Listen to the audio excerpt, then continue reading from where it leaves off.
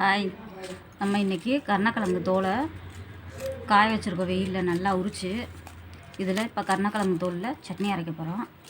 கருணக்கிழங்கு தோல், தேங்காய், இஞ்சி, 2 மிளகா வத்தை, கொஞ்சோண்டு நிலக்கடலை, கொஞ்சோண்டு புளி, உப்பு வச்சு அரைக்க போகிறோம். எப்படி அரைச்சிட்டு வருவோம் பார்ப்போம்.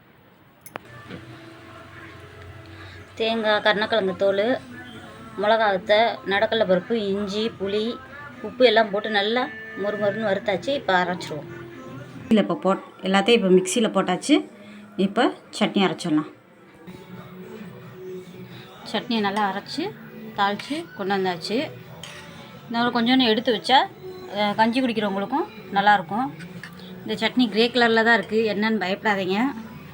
சாப்பிட்டு பாருங்கள். வதக்கும் போதே நல்லா கம்மன்னு வாடையாக இருந்துச்சு. தோசைக்கு சாப்பிட்டு பார்க்கலாம் எப்படி இருக்குன்னு.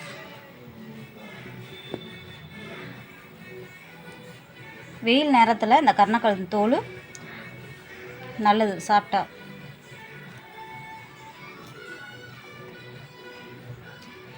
நான் கொஞ்சம் உப்பு வரப்பு புளிப்பாக நல்லா வச்சுருக்கேன். தோசைக்கு சூப்பராக இருக்குது. சும்மா சொல்லலாங்க, மூளை உள்ளவங்களுக்கெல்லாம் இது நல்லா கேட்கும்.